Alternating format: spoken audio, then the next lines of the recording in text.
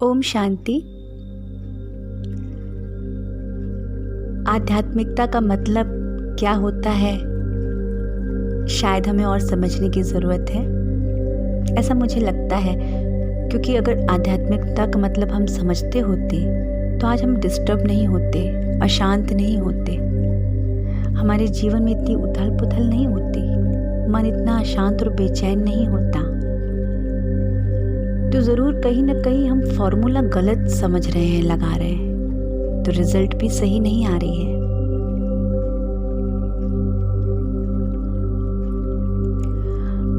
आध्यात्मिकता का जो सही अर्थ है वह है स्व को जानना। स्व माना मैं।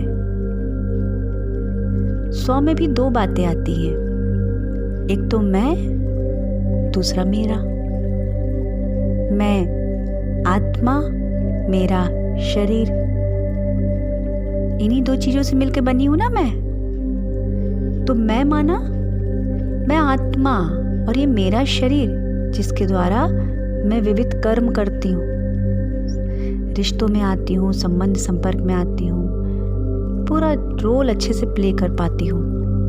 क्योंकि आत्मा तो निराकार है, ये तो हम सब जानते हैं ना। आत्मा तो एक एनर्जी है, वो तो शरीर में जब रहती है तो शरीर जो है स्पंदित होता है, क्रियाशील होता है। जो वो शरीर से निकल जाती है, जिसे हम बोलचाल में मृत्यु कहते हैं, तो शरीर जड़ हो जाता है, शव हो जाता है, उसे डेड बॉडी कहते हैं, मरा हुआ।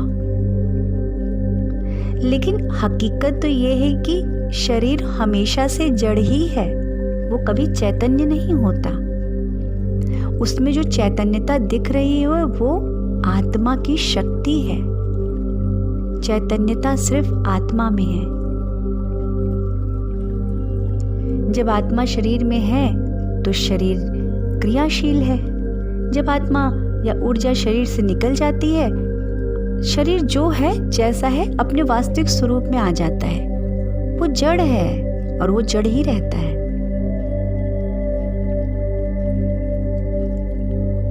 आज वर्तमान में हम ये सत्य भूल चुके हैं। अगर कहीं से पता भी चलता है तो ये जानते हैं, हाँ आत्मा कोई चीज होती है, हाँ आत्मा है जो शरीर चलाती है, बस सिर्फ नॉलेज तक है, लेकिन महसूसता में नहीं है।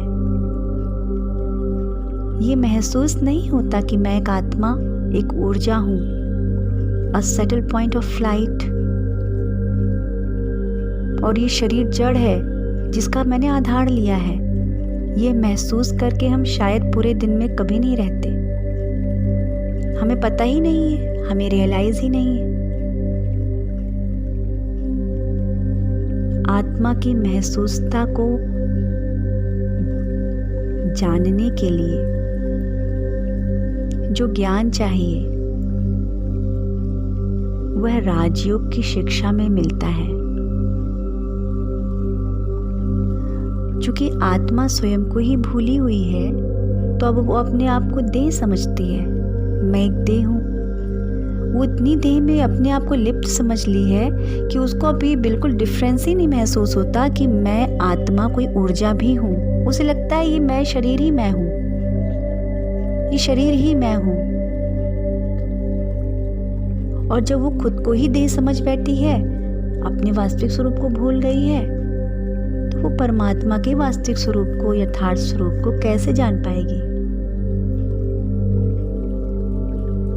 परमात्मा कौन है, उनका क्या नाम है, उनका क्या स्वरूप है, वो कहाँ रहते हैं, उनका क्या कर्तव्य है, कुछ भी नहीं पता। क्योंकि स्वयं के बारे में नहीं जानते कि मैं आत्मा कैसी हूँ, क्या स्वरूप है, कहाँ से आई हूँ और यहाँ क्या कर रही हूँ, और मुझे क्या करना चाहिए। चूंकि खुद को ही बॉडी समझ लिया, शरीर समझ लिया, तो भगवान को भी ज्ञान न होने से उसको भी देहधारी समझ के पूजना शुरू कर दिया।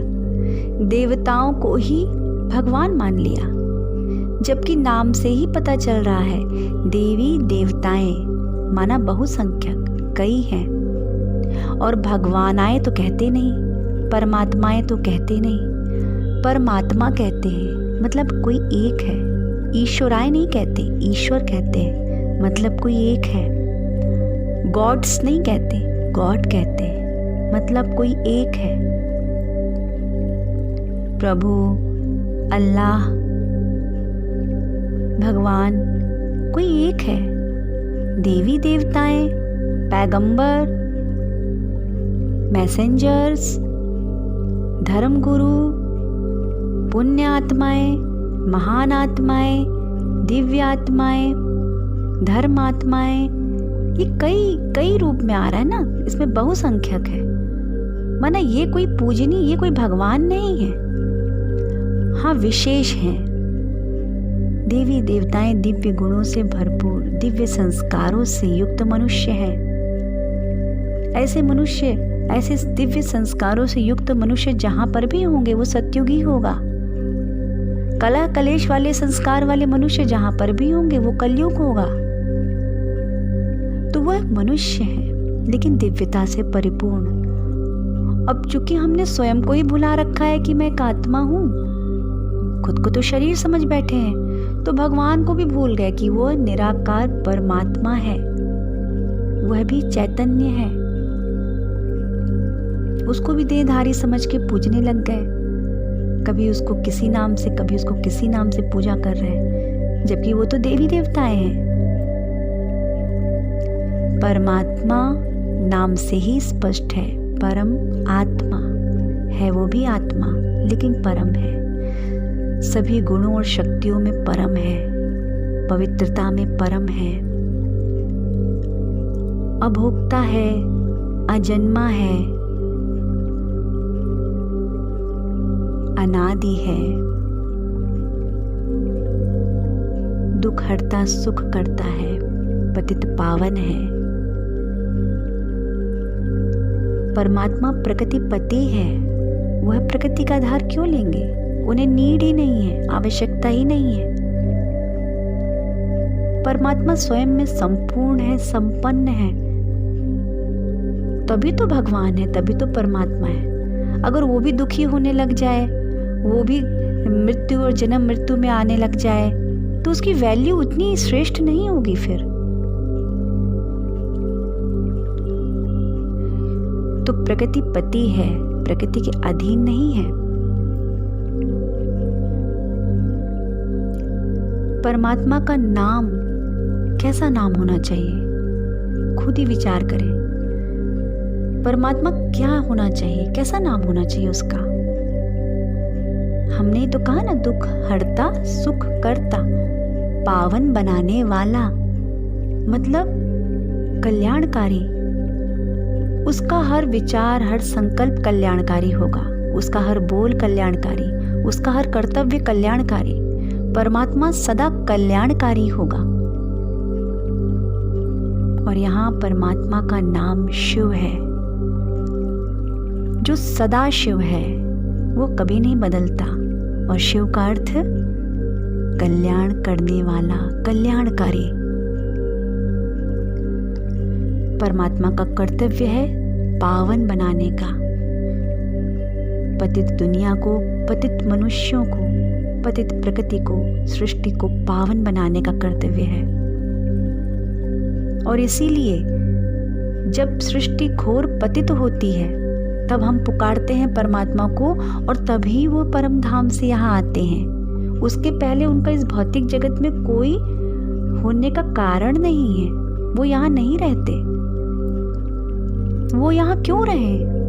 ना उन्होंने प्रकृति का आधार लिया है, ना उन्हें सुख दुख भोगना है, क्योंकि अभोक्ता है, अकर्ता है, कोई कर्म भी नहीं करने हैं क्योंकि शरीर नहीं लेना है उसको।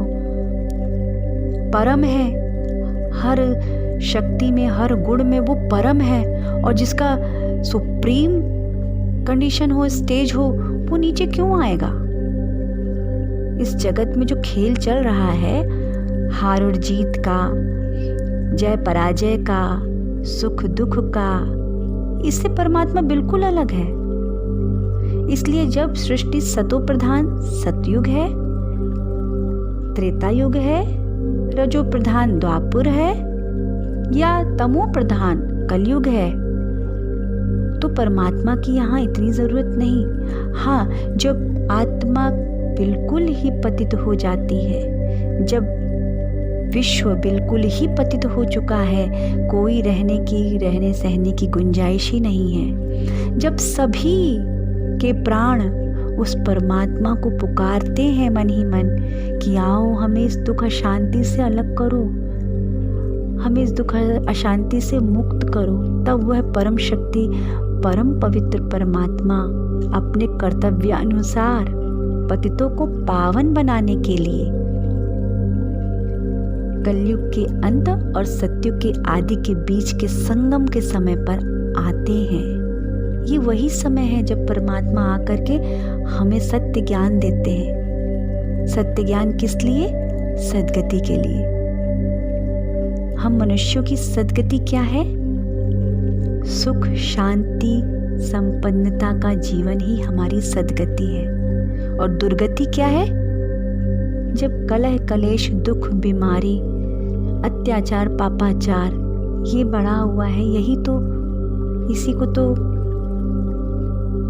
हम कहते हैं कि कलयुग है। तो परमात्मा आकर के हमें सद्गति देते हैं और कलयुग में हमारी दुर्गति हो रखी है। ये वही समय चल रहा है इस समय सृष्टि पर जब परमात्मा शिव, जो हम सभी आत्माओं के पिता हैं, वो आए हुए हैं। पिता कैसे हुए? हम ही उनको बुलाते आए, बाबा बाबा। हमने कभी और किसी देवी देवता के पीछे बाबा नहीं लगाया, लेकिन शिव के पीछे अनादिकाल से बाबा ही लगता आ रहा है। बाबा बैजनाथ, बाबा विश्वनाथ, बाबा अमरनाथ, बाबा भोलेनाथ, ये बाबा सिर्फ शिव के साथ ही लगता है। पिंडी के रूप में, निराकार ज्योतिर्लिंग के रूप में शिव की ही पूजा होती है। बाकी सबके तो साकार स्वरूप हैं, लेकिन शिव निराकार ज्योति स्वरूप है। आप अमरनाथ से लेकर के रामेश्वरम तक चले जाइए, जितने भी शिव के ज्योतिर्लिंग हैं, गर्भगृह में आपको सिवाय एक पिंडी के, एक ज्योति स्वरूप पिंडी के और कुछ भी नहीं मिलेगा। यह निराकार ज्योति स्वरूप उसके निराकार स्वरूप को ही के ही यादगार में बनाया गया है। परमात्मा वो जो सर्वधर्म मान्य हो, हमारे यहाँ उसे ज्योति स्वरूप कहा गया है, प्रकाश स्वरूप, एनर्जी, परम ऊर्जा। क्रिश्चियन में उसे गॉड, लाइट का है, गॉड इज लाइट, प्रकाश स्वरूप है। मुस्लिम उसे नूर कहते हैं, अल्लाह नूर है, नूर माना प्रकाश। आदि कई धर्मों में उसे नूर, प्रकाश, लाइट, ज्योति, इन्हीं स्वरूपों में याद किया गया है। उसे निराकार ही याद किया गया है। हमारे यहाँ भी निराकार ही याद करते हैं। शिव निराकार ज्योतिर्लिंग के रूप में, उसका कोई स्वरूप नहीं है, कोई आंख, नाक, कान, मुंह नहीं है, कोई हाथ पैर नहीं है। वह निराकार ज्योतिर्लिंग। ज्योतिर्लिंग मतलब माना जैसे स्त्री के शरीर को स्त्रीलिंग कहते हैं, ये स्त्री का स्वरूप दर्शाता है। पुल्लिंग मतलब पुरुष का स्वरूप दर्शाता है। वैसे ही ज्योतिर्लिंग मतलब ज्योति का स्वरूप दर्शाता है, वो ज्योति स्वरूप है। तो परमात्मा शिव ज्योति स्वरूप है, सदा शिव है, सदा कल्याणकारी है, पतित पावन है। हम उन्हें महाकाल भी इसीलिए कहते हैं क्योंकि वह एक साथ इस पूरी सृष्टि के जो दुर्भाग्यशाली काल चलता है, जैसे कलयुग कहा जाता है, उसको सौभाग्यशाली काल सतयुग में बदल देते हैं।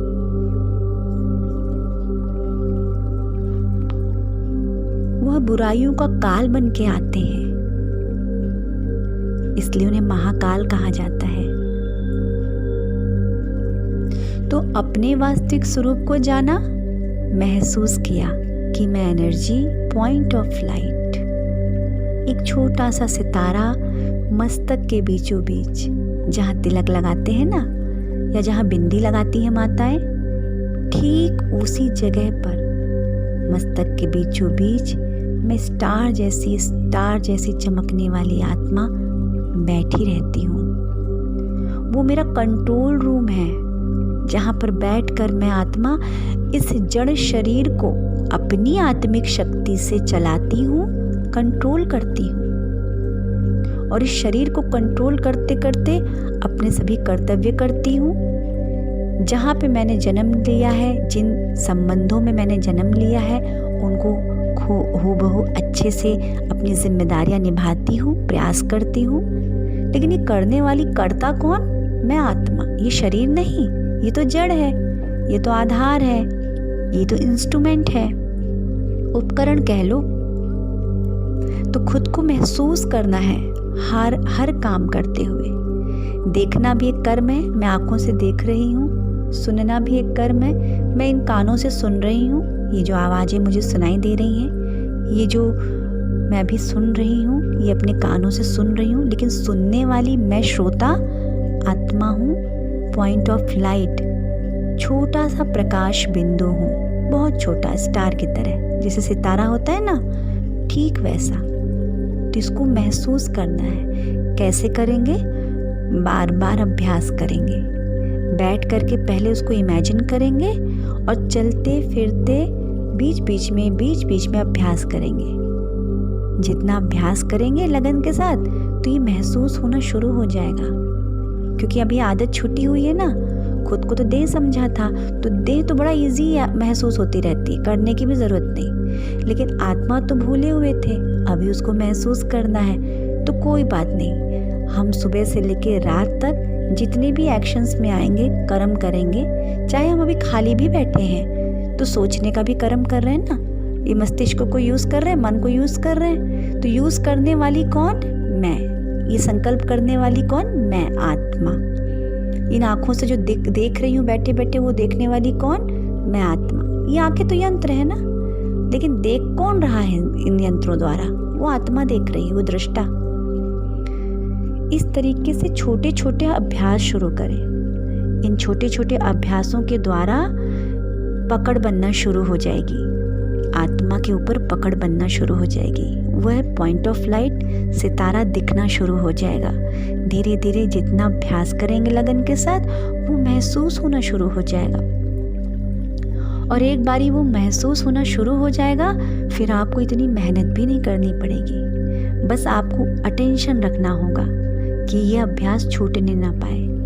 धीरे धीरे परमात्मा की शक्तियाँ आपके अंदर आना शुरू हो जाएंगी। क्योंकि जैसे ही आप अपने को आत्मा समझेंगे और आपको परमात्मा पिता शिव का परिचय मिला हुआ है, आप उनकी महिमा, उनके गुणों, उनके कर्तव्यों को अपनी बुद्धि में रखेंगे। और परमात्मा जो सत्य ज्ञान की शिक्षा दे रहे हैं, हमें नर से नारायण बनाने के लिए जो सत्य नारायण की कथा सुना रहे हैं या शिक्षा दे रहे हैं, जिसे हम राजयोग की शिक्षा कहते हैं, जब हम डेली उस शिक्षा को ग्रहण करेंगे, क्योंकि वो एक जीवन जीने की कला है। हमें कैसा सोचना चाहिए, क्या नहीं सोचना चाहिए, हमें कैसे कर्म करने चाहिए, क्या नहीं करने चाहिए, क्यों नहीं करने चाहिए, और किस कर्म से क्या प्राप्ति होगी। तो ये जितना भी आपको डिटेल चाहिए, वो सारा उस राजयोग के अध्ययन, जिसे हम मुरली के माध्यम से कहते हैं कि बाबा की मुरली,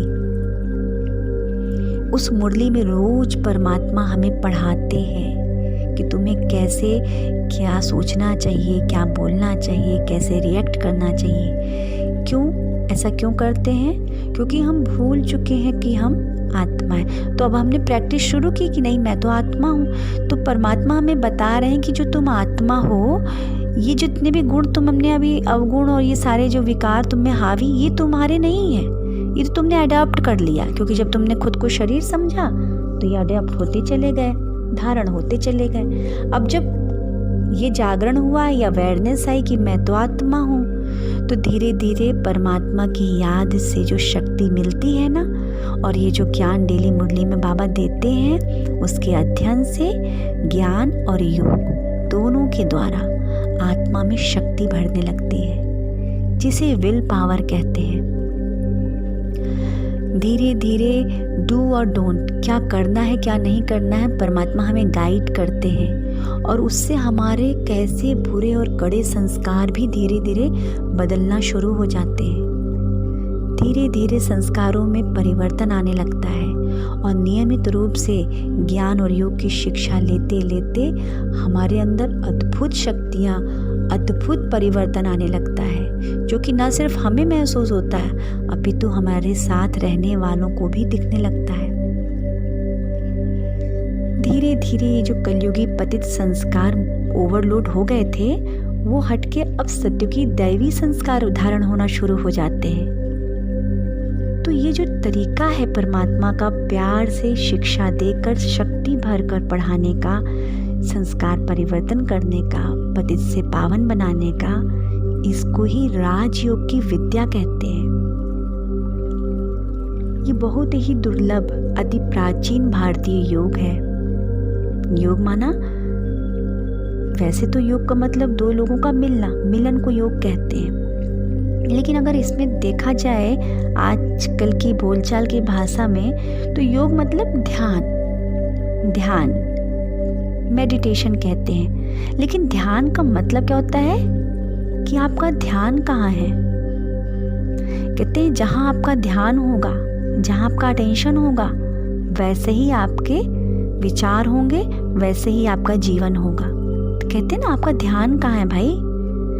तो ध्यान देना, परमात्मा जो हमें ज्ञान दे रहे हैं उस पे अटेंशन देना, ध्यान देना, और राजयोग मेडिटेशन द्वारा भगवान की, परमात्मा के यथार्थ रूप स्वरूप कर्तव्य की याद में रहना, इसे योग कहते हैं। योग माना याद करना, अपने ही वास्तविक स्वरूप को याद करना, परमात्मा के वास्तविक स्वरूप को याद करना, और परमात्मा द्वारा जो सृष्टि चक्र के आदि, मध्य, अंत की नॉलेज मिल रही है, उसके ऊपर विचार करना, बार बार विचार करना। भगवान ऐसा क्यों कह रहे हैं, भगवान ऐसा क्यों कह रहे हैं, उसके ऊपर चिंतन चलाना। इससे एक अद्भुत शक्ति पैदा होगी, जिसे विल पावर कहते हैं। ये मनोबल है। और हम क्या चाहते हैं? हम अपने जीवन में सुख शांति चाहते हैं, इसीलिए तो आज दिन तक भक्ति की थी। भक्ति क्यों करते हैं? कि जीवन में सदा सुख शांति बनी रहे। वो अलग बात है कि अब हम जैसे खुद को भूल गए कि मैं एक आत्मा हूँ, शरीर ही समझ लिया था, वैसे हम ये भी नहीं समझ पाते कि इन सुख साधनों से कोई सुख नहीं मिलने वाला। इन भौतिक साधनों, पैसा, गाड़ी, बंगला, ये तो हमारे साधन है। किसी के पास कुछ कम है, किसी के पास कुछ ज़्यादा है, इससे सुख का कोई लेना देना नहीं। सुख मन की स्थिति है, शांति मन की स्थिति है। वैसे तो देखा जाए, हंसी की बात, आत्मा जब शरीर में आती है, जब बच्चा बनती है, क्या लेके आती है? खाली हाथ आती है। बच्चे के हाथ खाली होते हैं ना, कुछ नहीं होता उसमें। पिछले जन्म में उसने जो भी गाड़ी, बंगला, पैसे इकट्ठे किए थे बैंकों में, क्या वो लेके आती है? नहीं। बच्चा तो खाली हाथ पैदा हुआ, जो लिया यहीं से लिया, जो दिया यहीं पे दिया, जो बनाया यहीं पे बनाया, और जब जाने लगा तो कुछ भी नहीं ले जा पाया साथ में। आत्मा कुछ नहीं ले जा सकती। तो फिर इन भौतिक चीजों में सुख कहाँ है आत्मा को? ये तो आज है कल चले जाएंगे, आज है कल चले जाएंगे। सुख मन की स्थिति है, शांति मन की स्थिति है। आत्मा जब सुख साधनों के बारे में नहीं भी जानती, एक छोटे से बच्चे को देखा कितना खुश और कितना शांत और खुश रहता है। उसे तो नहीं पता कि महंगे मोबाइल होने चाहिए, तो बड़ा घर होना चाहिए। उसको तो ये भी नहीं पता कि वो जहाँ जन्म लिया है वहाँ का परिवेश कैसा है, वहाँ का स्टेटस क्या है। लेकिन वो अपने में मस्त, खुश, खिलखिला के एकदम। एक्चुअली में आपको वो बच्चा दिख रहा है, वह आत्मा है जिसने अभी अभी अपने आप को महसूस किया है। जब उसने मृत्यु और जीवन के बीच की स्थिति में जब वो रही है आत्मा, उसने अपने आप को महसूस किया था और कुछ चीज़ों की उसको याद आई कि वो क्या है। आत्मा तो शांत स्वरूप स्वतः ही है। वो तो जब शरीर में आती है तब हिलना, डुलना, बोलना, कहना, हरकतें शुरू होती है। अगर शरीर नहीं तो आत्मा को कोई हरकत की भी जरूरत नहीं, करे कैसे? आत्मा तो एक एनर्जी है, तो आत्मा स्वतः ही शांत स्वरूप है। जब ज्यादा विचार चलने लगते हैं ऐसा वैसा, और विचार चलते हैं शरीर को लेके, शरीर, उसकी सेहत, उसका खान पान, उसके पदार्थ, फिर उसके संबंधी, फिर पोता, बेटा, घर, संपत्ति, और शांति गायब।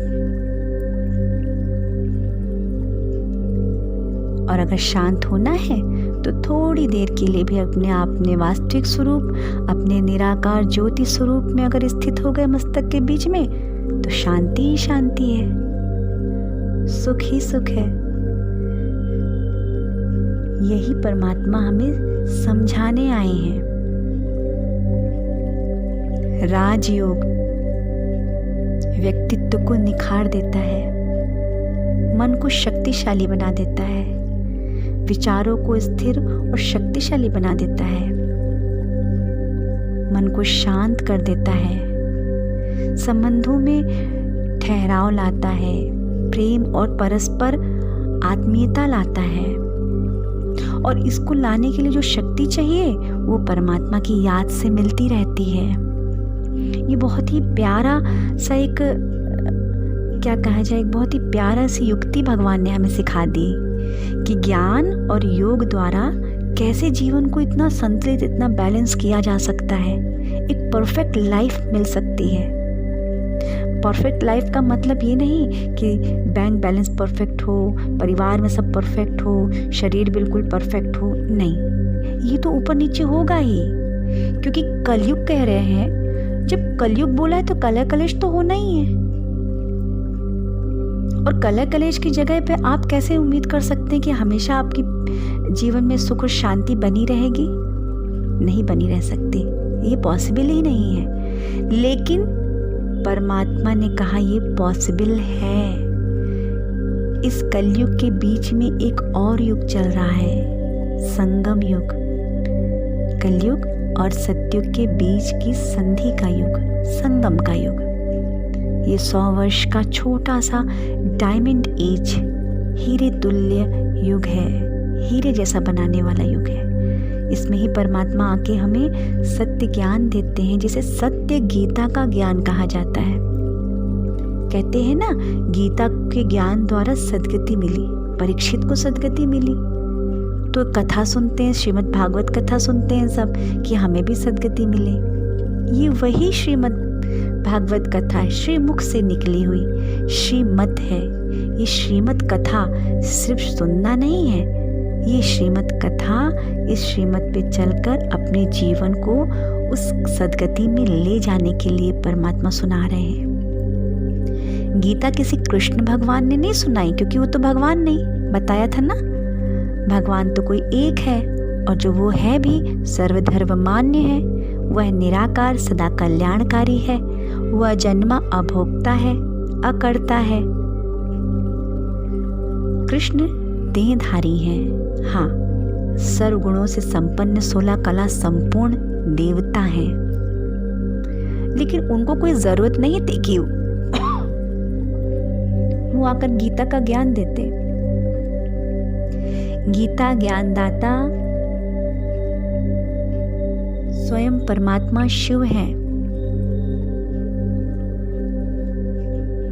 तो हमें बुद्धि में ये बातें रखनी होंगी, और सिर्फ सुन करके मान नहीं लेना है कि ऐसा ही है। लॉजिकली समझने की कोशिश करना है, क्या ये सही है, क्या ये सही है, ये कहाँ तक सही है, मनन चिंतन करना है। भक्ति में भाव जरूरी है, भक्ति भाव से ही होती है, लेकिन ज्ञान के लिए बुद्धि को मनन चिंतन करना पड़ता है, सोचना समझना पड़ता है। किसी के कह देने से नहीं मान लेना है, खुद की बुद्धि से जज करना है और योग, ज्ञान और योग के अभ्यास द्वारा करके देखना है कि मुझ में क्या फर्क पड़ा, क्या परिवर्तन हो रहे हैं, क्या प्राप्तियां हो रही हैं। और फिर वह बाहर भी देखना है कि मेरे संबंधों में, मेरे परिवार में, घर में क्या परिवर्तन हो रहे हैं, कैसे परिवर्तन हो रहे हैं। तो इसको ही राजयोग का अभ्यास कहा जाता है। परमात्मा शिव गीता ज्ञान दाता है, लेकिन थोड़ा सा मिस्टेक हो गई है और जिसके कारण बात ही बदल गई। तो ये सब ज्ञान हमें अपनी बुद्धि में रखना है और धीरे से सबसे पहले अपने आत्मिक स्वरूप का रियलाइजेशन या महसूसता करनी है। प्रैक्टिस सीखने के लिए और ज्ञान लेने के लिए सेंटर आना है। प्रजापिता ब्रह्मा कुमारी ईश्वरीय विश्वविद्यालय के सेवा केंद्र लगभग हर शहर, हर गांव, कस्बे के पास आपको मिल जाएंगे। ये शहर के बीचों बीच ही होते हैं, हमारे ही बीच मिलते हैं। इसके लिए कहीं जंगल में नहीं जाना पड़ेगा। ये तो पवित्र प्रवृत्ति मार्ग की स्थापना का एक, या कहा जाए सनातन धर्म, सनातन देवी देवता धर्म की स्थापना करने के लिए परमात्मा ने इस विश्वविद्यालय की नींव रखी, यहाँ पढ़ाई शुरू की और परमात्मा ही यहाँ पढ़ाते हैं।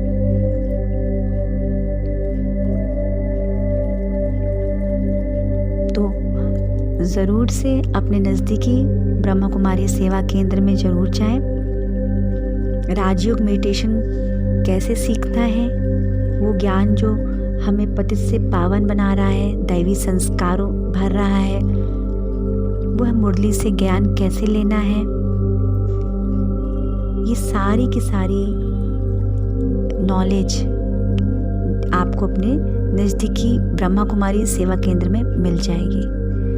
तो जितना जल्दी हो आप अवश्य पहुँचें। ओम शांति। धन्यवाद।